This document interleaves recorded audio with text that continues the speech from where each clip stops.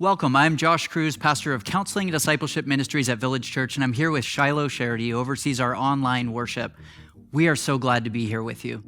We're starting a new series called Essentials, and we're going to unpack the foundational building blocks of Christianity, and we're going to kick it off with the doctrine of God. And what better place to start?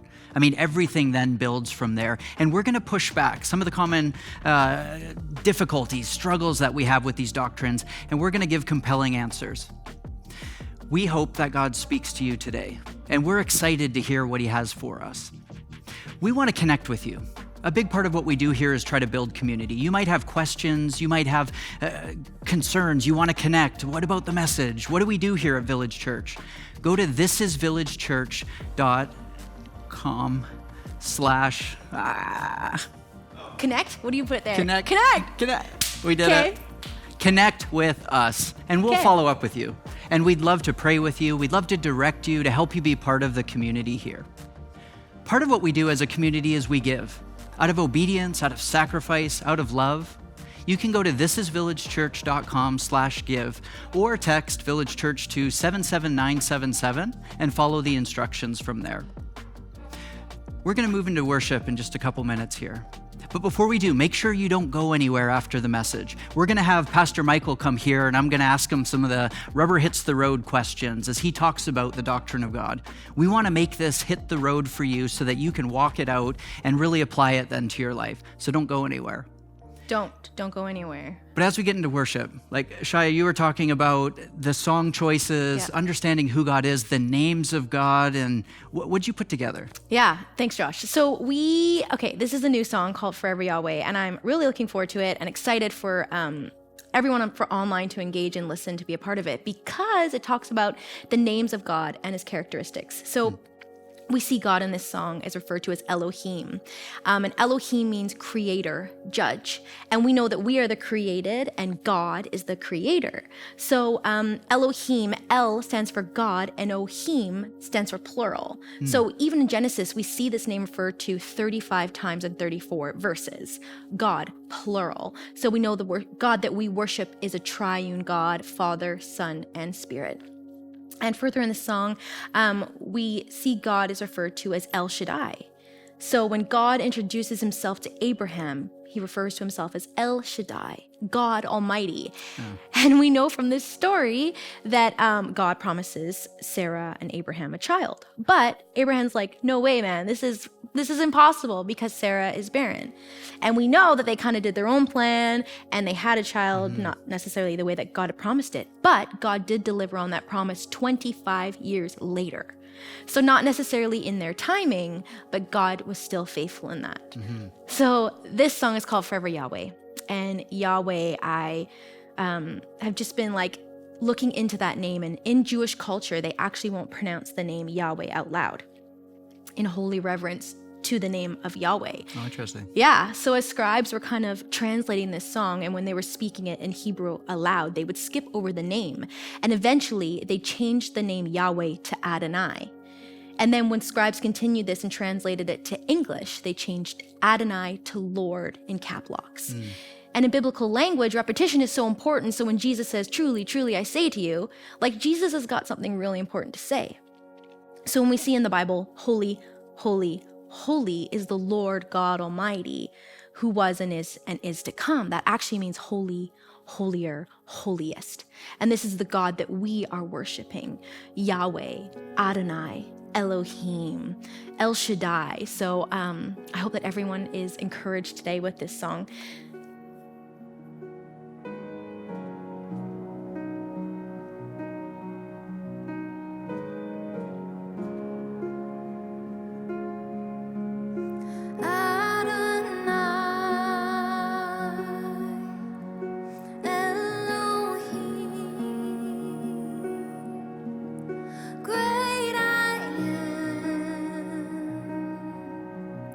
Lives in me.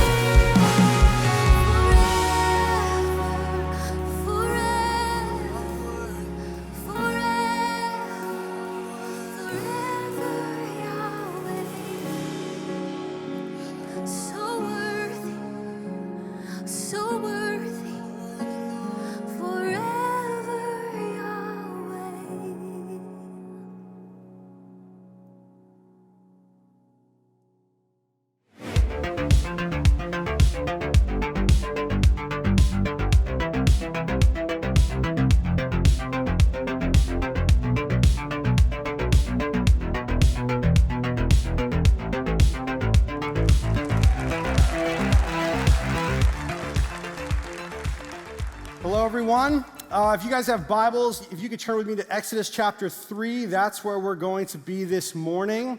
I am here to introduce a brand new series that we're doing called Essentials, and the goal for us in this series is really so often the church is known what is against, right? The church is anti, fill in the blank.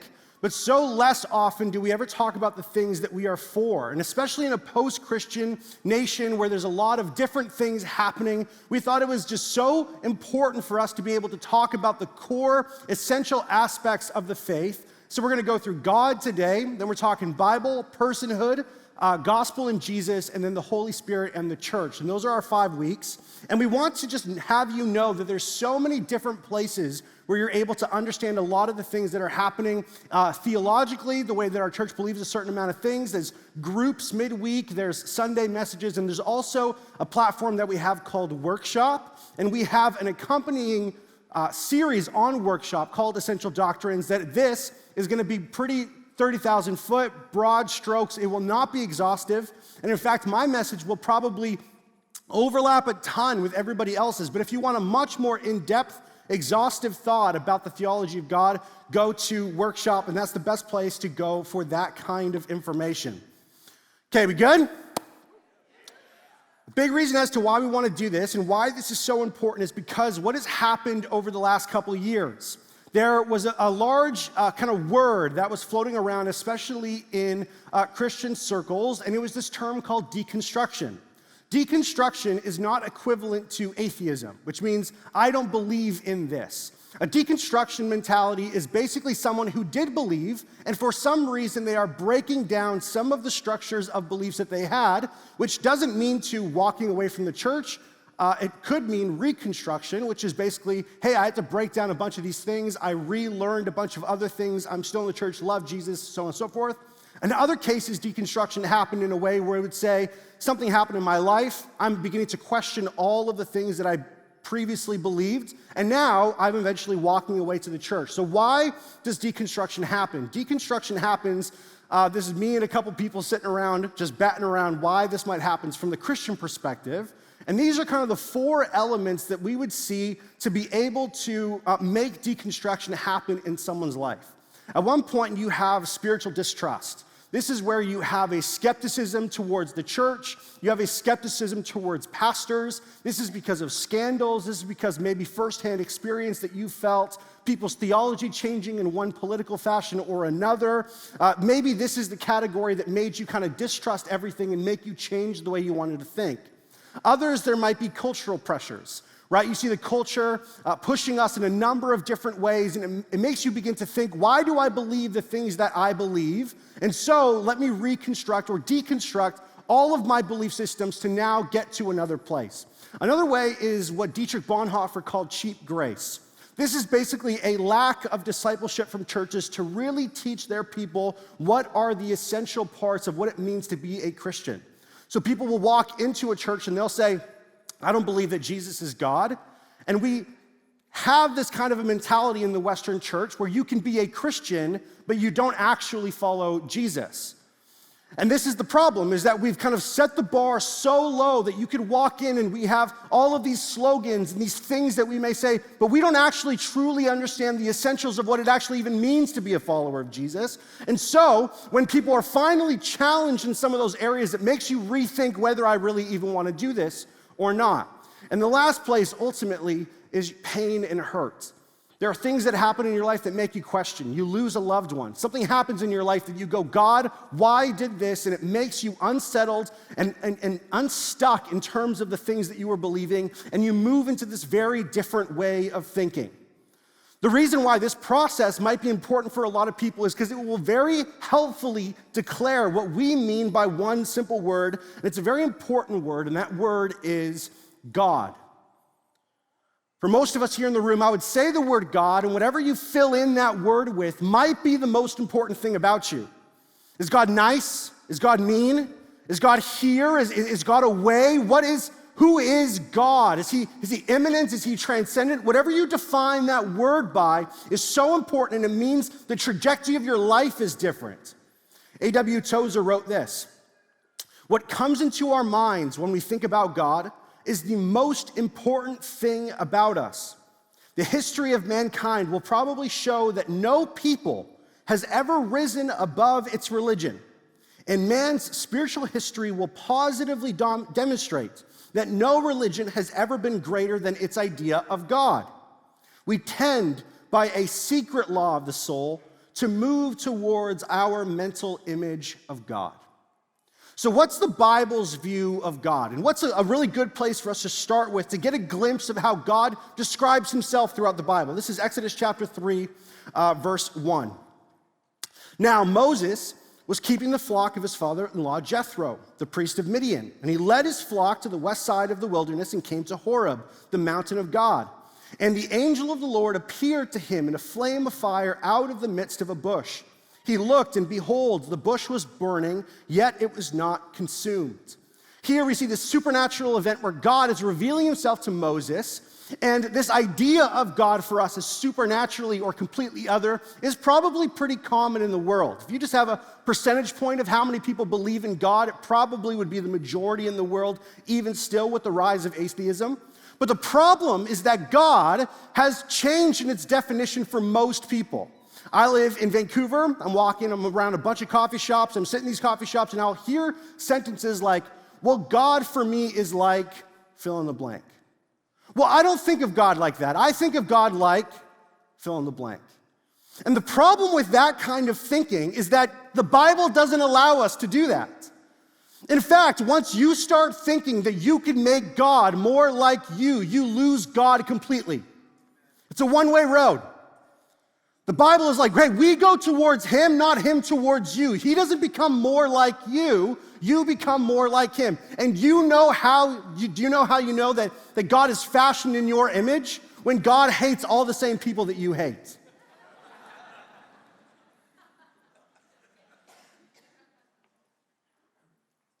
Right?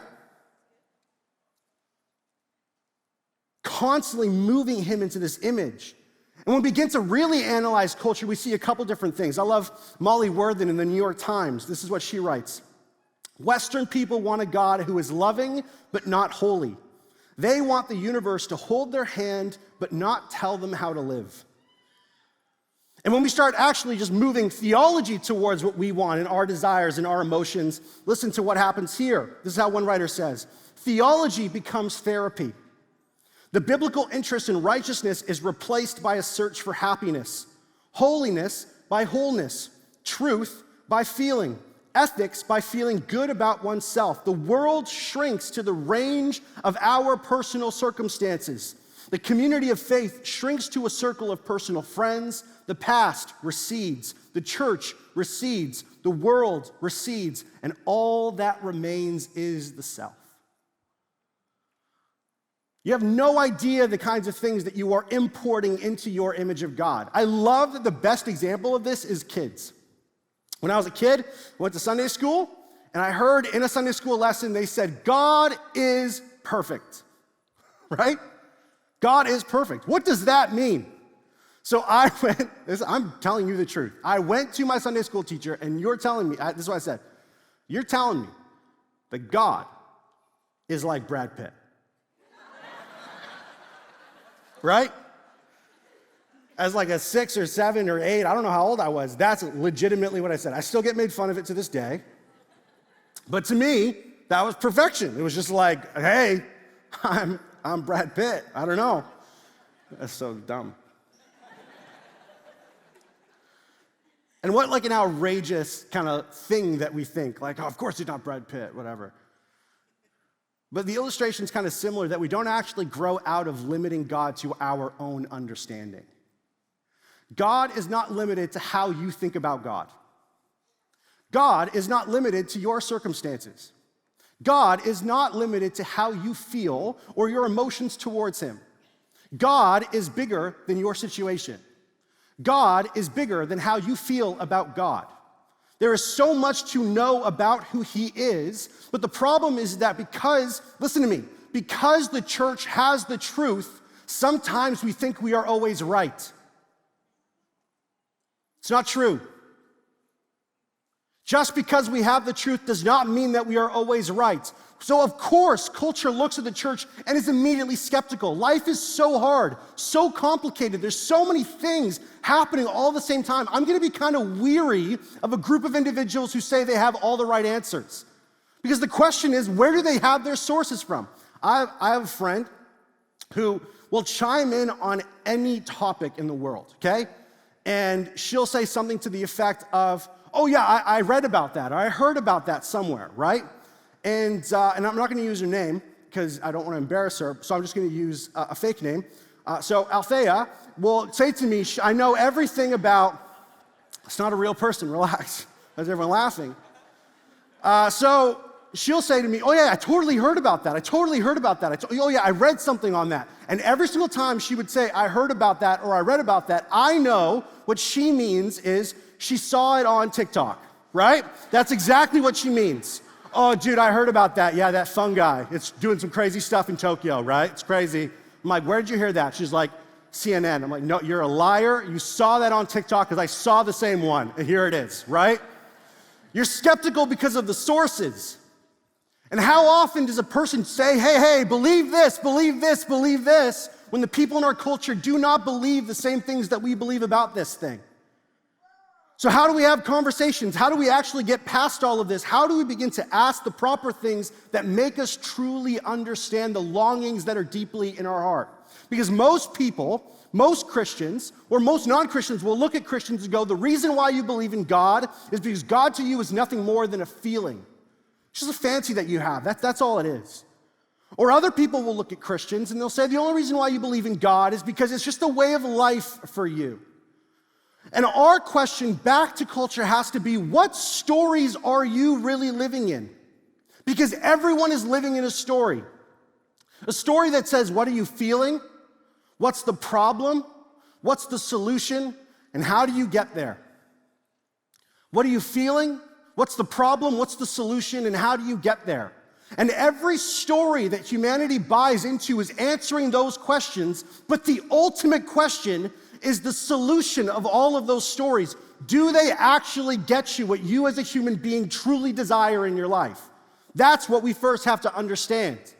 All of these stories has these four elements, and when we begin to realize that they do, it changes the story. So here's a couple of different stories that we have within our world. One is the story of an individual like Buddha, who sees, what are we feeling? We feel suffering. So what's the ultimate problem? The problem is our desire. What's the cure? It's nirvana. And what's the prescription? Reduce your ego. That's how you get to nirvana. What about somebody like Freud? What's the problem? What are you feeling? Neurosis. What's the great issue? Maladjustment. What's the cure? Adjustment. How do you get there? Psychoanalysis. What about your story being about power? What are you feeling? You feel control. What's the diagnosis? It's morality. What's the cure? Pursuing every pleasure that you want in life unhindered. And what do you got to do? Pursue that thing at all costs. What if the story that defines you is individualism? Then what are you feeling? You feel restriction. You feel held down. What's the grand issue? Societal control. What's the cure? Self-determination. I get to do what I want to do. And how do you do that? By expressing yourself. What about religion in general, in contrast to Jesus? Well, what do you feel? Shame. What's the problem? The guilt that you have in your life. What's the cure? Right standing. But how do you go about getting that thing? By you doing all of the work and having all of the effort. There are thousands more stories that you could put down onto this list. Here is just a group of 6. The question that the Bible has for all of these stories is, will they ultimately get you what you need? And over and over and over again, whatever you fill this list with, the Bible will look to you and say, that will not do what you think it's going to do. It does not suffice. It will be tested and it will be left wanting. There is nothing more than the biblical definition of God to fulfill what it is that we truly want to know about Him, to have His effects in our life, to change what we really think about who we are and who He is. And where do we as Christians get this from? We get this from the Scriptures. We get this from a self-understanding of the people who are a part of a tradition larger than just Village Church. larger than just this service, larger than the church in Canada, larger than every Christian who's alive today. We are in a tradition that has lasted thousands and thousands of years and has not relented to cultural pressure or pain or anything that kind of comes to usurp who we are. You know what the best part about going to Rome is? You go to Rome and you see this beautiful Colosseum, not being used in the same ways that it was, not by the same empire that thought that they were going to destroy Christianity. And you look at the Colosseum in Rome, and you look at the Church of Christ, and you say, one of those lasted and one of those did not. It's amazing when we think about this. We're in this tradition of thousands of years of people constantly fighting. It's lasted. There's something there. It's the experience of Christian prayer that shows us about who God is. The sustained coherence of Christian thought and speech. Over 2,000 years of consistency and the sameness in a world that is fleeting to and fro. And God is longing, just like in the story with Moses, to tell us about who he is. Here we go, verse 3. And Moses said, I will turn aside to not see this great sight, why the bush is not burned. When the Lord saw that he turned aside to see God, called to him out of the bush, Moses, Moses, and he said, here I am. And it wasn't consumed. This bush wasn't consumed as it goes up. And it tells you something about God. This analogy of fire is actually really important for us because fire is so dependent on its fuel. But this bush isn't being consumed. And it tells you something really interesting about God. God doesn't actually need anything outside of himself to do what he wants to do. And you want to know why that's so hard for us to understand? Because we think he needs us.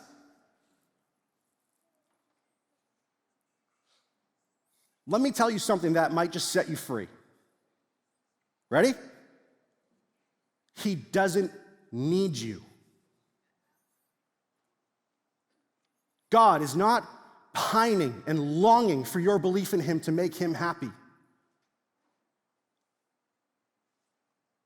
You know what's a great truth? He doesn't need you, but he wants you anyways. There is no pressure on him to desire you. There is nothing outside of him that's saying you need to try to convince these people you exist. No. And yet he still pursues. And yet he still goes after us, regardless of our millennia of rejection. However long you think people have existed and known God, rejection, push against. And he says, I still want them. And if you skip down, he doesn't even just go to the point of just showing himself. He reveals so much information about himself. Look at this in verse 13. Then Moses said to God, if I come to the people of Israel and say to them, the God of your fathers has sent me to you, and they ask me, what is his name? What shall I say to them? Verse 14, God said to Moses, I am who I am. And he said, say this to the people of Israel, I am has sent me to you. In the Old Testament, when somebody revealed their name, there was so much involved. It was like telling you a piece of their personality. It's like how we commonly would go to somewhere and say, what's your Myers-Briggs? And you would say, I'm a TXLF, right? I don't know. You just do these letters and it tells you about their personality. The way the names worked in the Old Testament was the same way. For God to reveal himself, it's right, my mom was quite creative with my name. Right, my name is Michael. Ooh, big reveal. Michael. Gabriel, not Gabrielle, relax. Gabriel, it's manly, and Chinchilla. So my name literally means Michael, he who is like God. Gabriel, God is my strength. Chinchilla, rodent, right? So it's that's my name.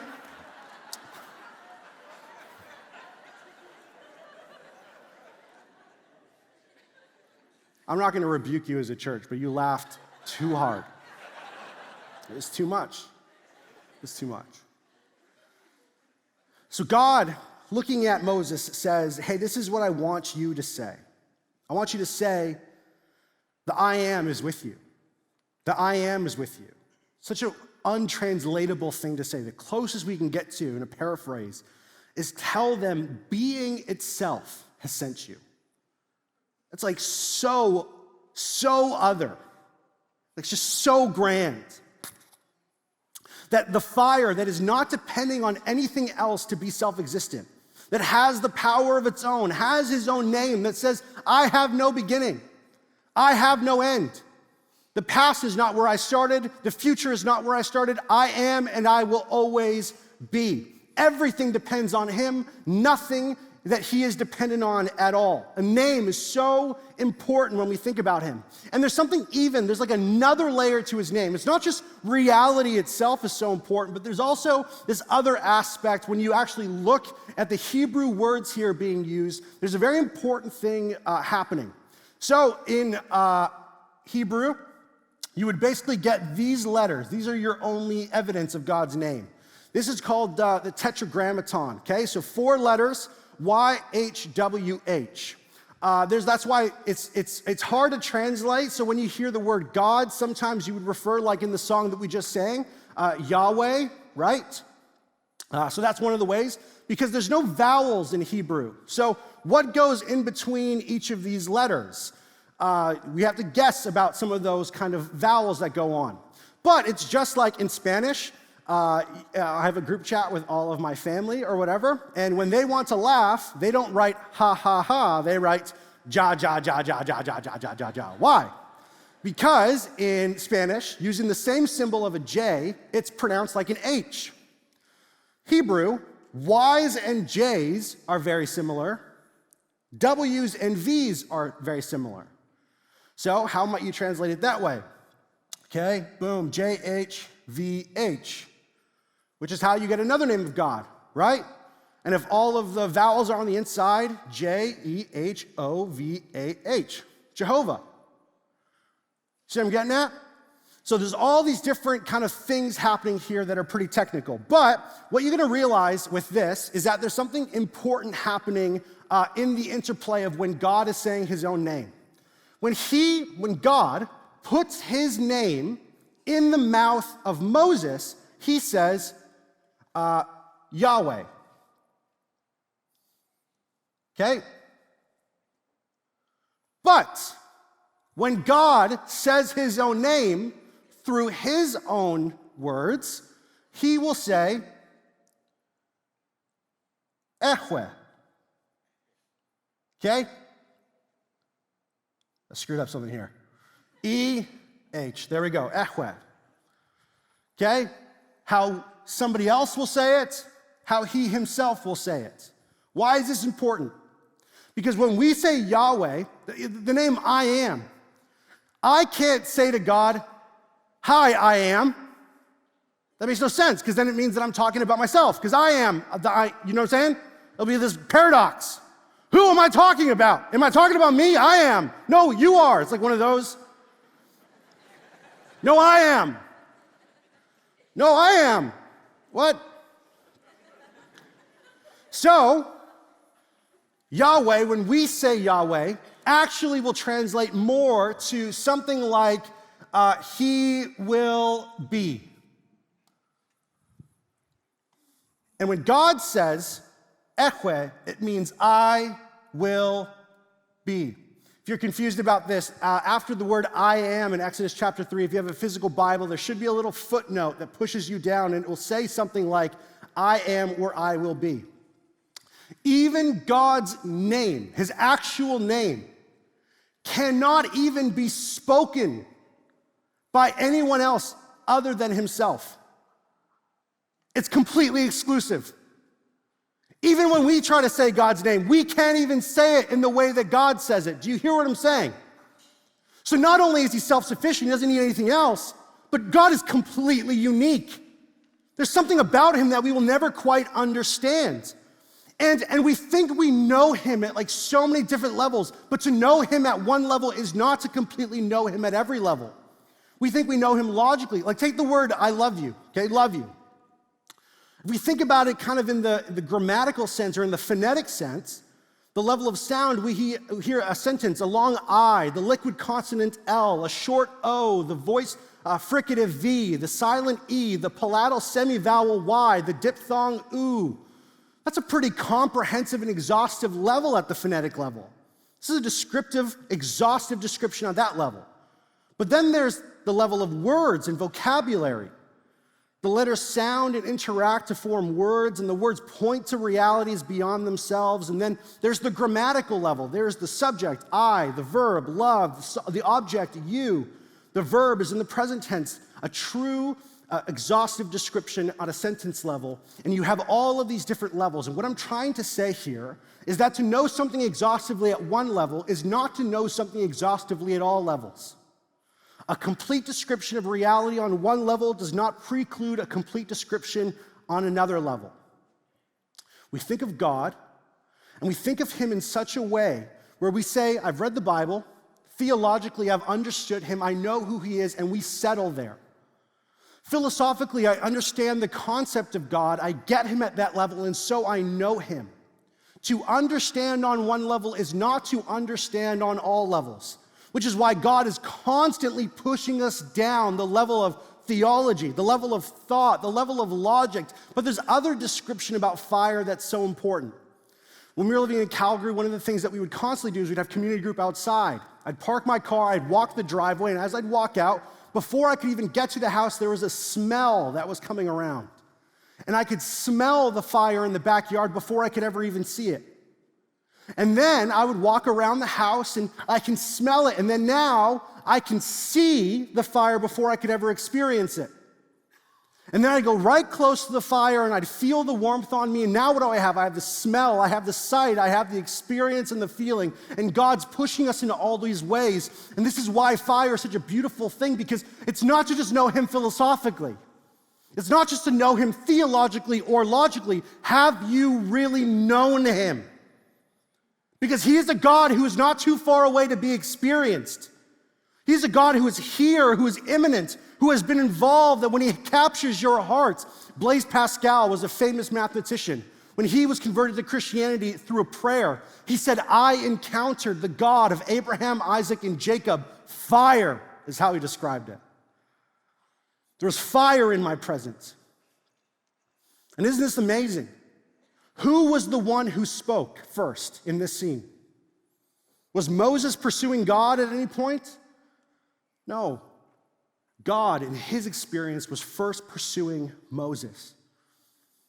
John Stott says one of the most fundamental truths about God is that God always makes the first move. Whether it's creation or our personal stories, God is always the first at the scene. So not only does he need nothing else, not only is he completely unique, not only does he pursue, and not only is he able to be known, he shares constantly more about us. Hear this in verse 3.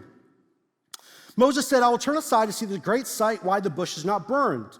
When the Lord saw that he turned aside to see, God called to him out of the bush, Moses, Moses, God is the one who is calling. And he said, here I am. Then said, do not come near. Take your sandals off your feet, for the place on which you are standing is holy ground. Have you ever heard this story before? You always thought to yourself, why do you do that? That's such a weird thing. Imagine if I am a shepherd. I have a bunch of animals that are in front of me, and as they're walking towards wherever I'm taking them, I'm walking behind. Naturally, I don't know if you know this, biologically, these animals do things. And it's gross, right? And you as the shepherd who is following these animals literally have to follow after maybe them going to the bathroom. So what naturally might end up on your shoes as you're following all of these animals? Well, a lot of gross stuff would be on the bottom of your shoes. So, Old Testament-wise, that substance on the bottom of your shoe would be called unclean. So, Moses walks up to the fire, and God says, whoa, whoa, whoa, whoa, whoa. You know what I don't interact with? Things that are unclean. Take your shoes off, put them aside, and then come into my space. Isn't that interesting? There's this holiness of God, that he can't interact with things that are outside of himself on a holiness level. In fact, it's very dangerous in the Old Testament if you try and do so, because it tells us another thing about fire. Fire is beautiful and attractive, but it's also fatal. Fire is both life-giving in certain circumstances, but also death-dealing. It's attractive and dangerous and frightening all at the same time. That's why it's so brilliant that God appears as fire. Here's a fundamental truth about God. Ready? We can't live with God, and we can't live without him. We cannot live with God in our states of being, the unclean, sinful nature that we might have, cannot live with him. And we cannot live without him. This is the human condition. This is the traumatic spot that we put ourselves in the story. So what happens? How does this go ahead and work? The reason why, you see this all throughout the Old Testament. The Bible says the immediate presence of God is fatal to human beings. Moses says, show me your glory, and God says, I can't because it will kill you. Isaiah goes in to see God high and lifted up, and he says, woe is me, I am becoming undone. I'm coming apart. I feel like I'm dying.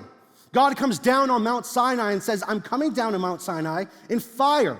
If you remember, he says, don't touch anything, because if you touch the mountain, you will die. There's this fatal aspect to interacting with God. And you want to know why? Because the centers of human beings and the centers of God are so different. The center of a human being is self-indulgence. It's me. This is how Luther describes sin. It's encurvatos in se. It's humans turning in on themselves. Right? It's Gollum with the ring. It's I desire this thing so much that gives me pleasure that I'm becoming undone in the process. But God's very center is not self-indulgence, but self-sacrifice. I am at the center of my world, and God is the center of all universes, in every world. And once those two worlds begin to collide, that will be violent. And one of them is going to win, and one of them is going to lose. So how do we go about this? How does this actually happen? How does this crash of universes and crashes of souls, of wholly other separated beings, actually begin to work? Here it is, verse 11. But Moses said to God, who am I that I should go to Pharaoh and bring the children out of Egypt? He said, but I will be with you, and this shall be the sign for you that I have sent you. When you have brought the people out of Egypt, you shall serve God on this mountain. So God is the one who's called us. God is the one who's sending us. God is the one who is with us. But who is actually with us here in this moment? This is where it gets fascinating again. Verse 2. What does it say? Listen to the language.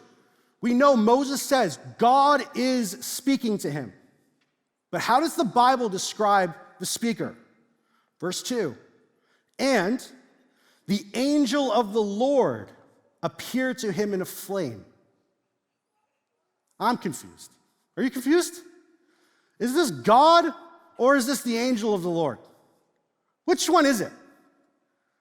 Exactly.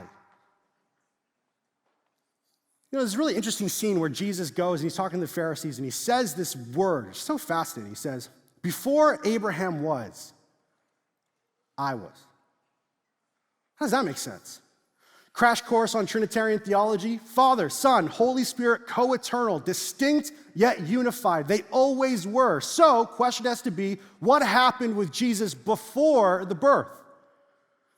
And when you begin to really see the angel of the Lord pop up in the Bible, you hear a lot of really interesting things about this person.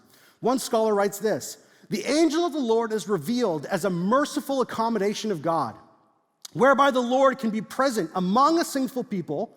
Where he is to go with them himself, his presence would consume them. The angel suffers no reduction or adjustment of his full deity, yet he is the mode of deity whereby the holy God can keep company with sinners. Here's a couple of examples. Genesis chapter 2, the angel of the Lord appears to Abraham. This is what it says. But the angel of the Lord called to him from heaven and said, Abraham, Abraham. And he said, here I am. He said, do not lay your hand on the boy or do anything to him. Listen, for now I know that you fear God. Kind of makes it seem a little bit separate. Seeing you have not withheld your son, your only son, from me. Oh, what just happened, right? That was some crazy Bible nerd stuff. That was legit, right? Judges chapter 6, where the angel of the Lord appears to Gideon. Gideon goes away from that experience and he says, I have seen the face of God. Zechariah 3:4, the angel of the Lord takes away the sin of the high priest Joshua. There is some craziness going on here with this character, right? You know what's so beautiful? The scholar says this again. There's only one other person in the Bible who is both identical and yet distinct. There's only one. One who, without abandoning the full essence and prerogatives of deity or diminishing the divine holiness, is able to accommodate himself to the company of sinners, and who, while affirming the wrath of God, is yet a supreme display of his outreaching mercy. The angel of the Lord cannot be understood except as a pre-incarnate appearance of Jesus Christ himself. And you want to know why that's so beautiful and what that tells us about God in this experience? Is because centuries later, the angel was born into this world. He became the son of a poor woman. At the end of his life, he was rejected by his father too. He was crying out in his thirst, and he was dying, but nobody answered him. Do you want to know why? Because on the cross, Jesus Christ was getting the abandonment that they deserved. He was being consumed by the divine wrath and justice that Moses deserved. He was getting the punishment for sins that we all deserve, so that if you believe in Jesus, he becomes your angel and you can become one who is near to God. In fact, not just draw near to God, God indwells you with his beauty and his power, and you cannot be consumed. Which is why it's so miraculous that when Jesus appears on the scene, he says, especially through the Gospel of John, which we just walked through, 7 times, what does he say? What is the famous line for Jesus saying that he is God? Ego eimi in Greek. And what is ego eimi? I am. The only one who could use the name that you and I could never use and say it in the way that it was always intended to be. And God is the kind of person who, in his transformative power, takes a guy like Moses. God takes a guy like Abraham, a guy like Isaac, a guy like Jacob, a guy like Peter, and transform them not because they're great, because he can do whatever he wants to change the hearts of people, and that's the hope that we have. He takes them. And now, because of the Spirit of God within us, then ultimately what we begin to imagine that burning bush as is what you and I become. The house of the very presence of God with us. And listen to me, if God, through his Spirit, is burning with the fire of his beauty, love, and power in the center of your life, you'll become something beautiful. You'll become something safe. You'll become something powerful because God can burn with his uncommon light, his holiness and beauty in the center of your life, and you won't be consumed of it because of what Jesus did on the cross. So now, guess what? Here's the homework. Show the world.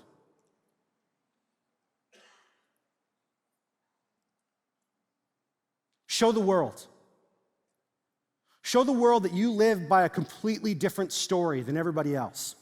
The story that you live by is not the story defined by Buddha or Freud or by individualism or by power. The story that you live by is something very different.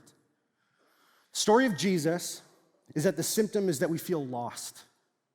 The diagnosis is that there is sin in the world that is corrupting who we are. The cure is grace, and the prescription is the faith that we will have in him. It changes everything about us. It changes everything about who we are and who we want to become. It changes the way that we think about ourselves, and ultimately, it changes the way that we think about this one word, God. One of my favorite things to do is late at night, I will have my dog on a walk, and we'll walk, and I'll have headphones on, and I'll listen to basically what I call the treadmill of devotionals. It's like a Lectio Divina, but it does it in British voices, and it speaks to you. It's like the best, right? You're just walking, you're like, hello. Anyways. So we're walking, and talking to me in my ears. And I'm walking my dog, and I'm sitting there, and it's nice, and it's quaint. And this week, this is like Wednesday or something, I'm preparing for this message. This prayer is being read. And I want to read this prayer as like a prophetic word over our church. That this would be what happens to us when we encounter fire. That this would be happening to us when we encounter who God really is. So if you're comfortable, if you would just close your eyes, I want to read this over us. I want us to long and desire to have this as a part of our life.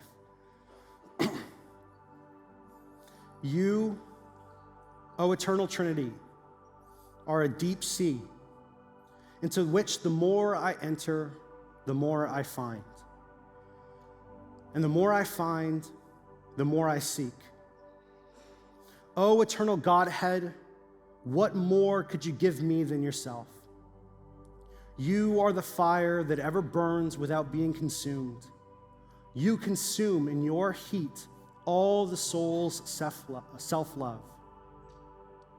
You are the fire which takes away the cold. With your light, you illuminate me so that I may know all your truth. Amen.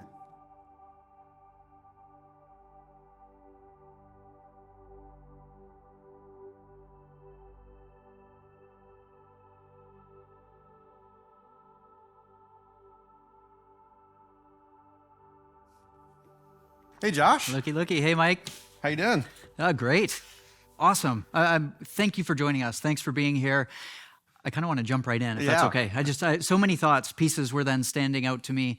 One of the big things you had talked about was, and right out of the gate, deconstruction. Mm-hmm. Like as we're talking about God and as we get into the other essential doctrines, like who he is and what he means to us, all those pieces, and then reconstruction. And some people don't reconstruct. And I'm curious what that looked like for you. Like I know for me, that was a big part of my journey, where I grew up in a Christian home and then went to a philosophy of religion class. And I remember holding it open-handedly, like, okay, am I going to lose my faith here? Is this all going to fall apart? Yeah. And thankfully able to then reconstruct from it and in a stronger way.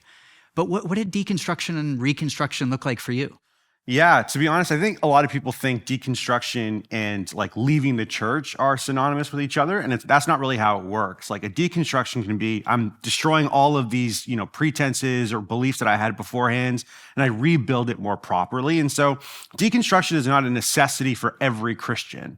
For me, I was actually pretty lucky. Like the people who I had forming me when I was a kid or like early on at church were people who were mainly all action. They didn't really have all their theology. They didn't really know and have it all parsed out, but they just put everything into flesh. So generosity, serving with the poor, seeking the lost, like all of these things they really did in their life.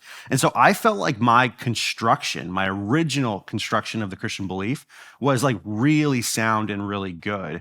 And what I experienced is the theology of God, right? We call it theology proper. And the doctrine of God, we call theology the science of the divine. The reason why we like the word science is because it means that it's something that's discovered, not made. And so the discovery process when I was a kid growing up was like really well formulated. Then all of the language of theology came after I saw the experience. So for me, that was just like a really beautiful way for formation in my life to kind of really work out. Can you talk more about the experience part? Because I think a lot of times we can read about God, try to build an understanding of him, but then, and I imagine you can relate, it's like, but what about like the translation down into a relationship with him or experience? Do you remember whether it was first experience or like kind of those peak pinnacle moments? Yeah, to be honest, I just was surrounded by a bunch of people who they lived out these values that made so much sense once I had the language afterwards. Oh, this is why they were doing this. Oh, that's why that worked out that way. So I had a guy in high school who would drive me every single Sunday to and from church without a fault. He would pick me up. He would know my family. He knew everything. He didn't have like a theology of serving. It's just, this is what you did. It was like a default setting in like his software, basically.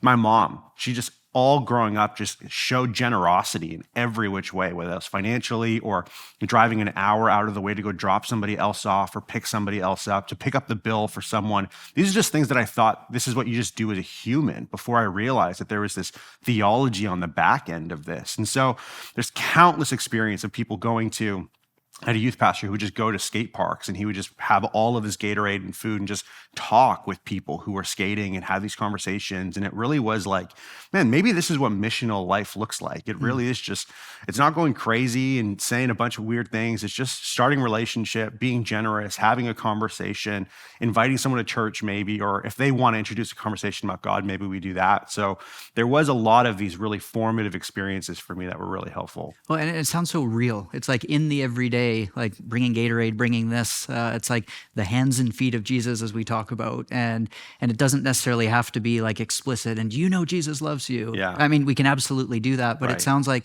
just being generous, showing up, serving in those ways, and it sounds like that shaped a bit of your framework for, I mean, who God is and how I'm supposed to live out my Christian life and journey. And what other aspects of framework? You talked about this in your message, where sometimes we can project onto God, like, who is he? Like, we could line up 10 people here, and you might have 10 different explanations of who God is or descriptions for it. What projections might you have had? Like, Yeah. and sometimes even talk about earthly father, heavenly father, or uncles or aunts and others too, creating some of that framework. Yeah. But yeah, how might you have described God then over time, and maybe in ways that it might have been a projection or didn't actually represent who he is? Yeah, there's a couple different things. Like, one, obviously with God, and talking about like family language is so huge, especially when you're talking about church, when you're talking about God as a family, you know, father and son. And so for me, family is a huge value in like Hispanic culture, right? So open door policy, everyone's at my house all the day. So I was really comfortable with that. But the particular aspect of father was one of those ones that was kind of weird. Not because I had anything against my earthly father. It was just non-existent. So my idea was, background of my life is my dad left before I was even born, took off. So it's not like I had an experience that was negative and now I'm trying to like reform that in my image of God. It's just, there is no experience at all.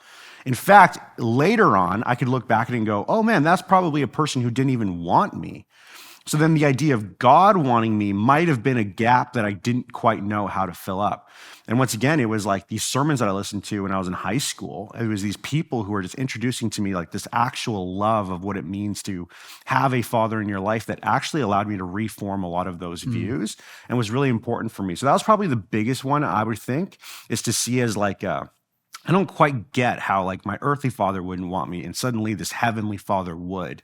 There's a gap here that I can't quite make up. And to be honest, the church was a huge part of really kind of bringing that out, which was big. Which I think it's a huge opportunity for all of us. Then how can we help people shift their framework to where they can perhaps experience God in a way that they hadn't then experienced before? One more, so many. But God's pursuit of us. You had mentioned that in the message, where he comes to us. Didn't need us, but he wants us and pursuing us. Can you think of a time or a moment where you really sense like, man, he's coming after me, or you're coming after me here? Yeah, I you know, there's so many of these things that happen when you're such at a young age. Like, so I grew up in church, all Hispanic church, like everything was in Spanish growing up. And I was like a receptive bilingual. I could understand everything in Spanish, but it was hard for me to talk back. And there's a couple different aspects as the reason why. But I remember going and just being super bored. I was like, I don't want to be here. I don't want to do this. I'm done with this. And these were like people I've grown up with my whole life. I was probably 13, 14, something around that age, like 8th or 9th grade. And I go to my mom and I say, Mom, I don't want to go to church anymore. And for some reason, I don't know why, she said yes and like let me just sit at home and play Halo. And a shock to you? Yeah, and I was like, I I can't believe this is allowing me to happen. Like I usually would just get, yelled at, like, you're going to church, right? You're kind of going through the whole thing. It probably was less than 6 months later before, when I started school for that next school year, 2 guys came into my high school to coach my volleyball team, and both of them were Christians. And they would listen to like gangster rap music with me and take me to McDonald's. And all of a sudden they invited me to church. And I had just gone like, I thought I just got out of this. How is this happening?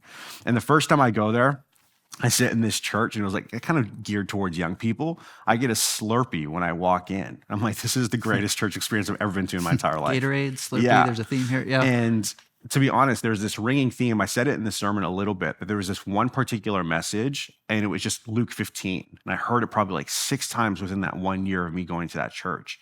And that like chapter is really, really close to my heart. But it was that language of like, that he will pursue until. There's a relentlessness to it. I will not stop. I'm going to kind of go after you. And then obviously the huge turn of me not even just attending church, but then wanting to become a pastor. It was just like a ruthless, relentless pursuing of, this is what you are going to do, and I'm going to make this very, very clear. So I've seen it in a couple different ways. Of just going to church in general or pursuing ministry as a career in my life in a number of different ways, but it's just been so apparent to me. Yeah. Yeah, thanks, Michael. Like you can really hear God's heart then, for you, for us, for you. Like he is pursuing, he's coming after you, he's coming after us. So many more questions I want to ask. What, can we talk after? Of course, yeah. I imagine you have questions too. And so we have workshop. It's workshop.online/essentials where I think it's Pastor Jeremy's done the essential doctrine of God. And he goes through these different modules. There's a discussion guide. You can do it independently. You can get a group of people then together. You can be part of the workshop online community and connect there and build out that. There's no way that we can just exhaustively talk about God in a message in this, and go there, enjoy it, dig deeper into that. We want you to actually not just understand, but know and experience God for who he is, and it'll change your life. So thankful to have you here, Michael. Great spending time with you. See you next time.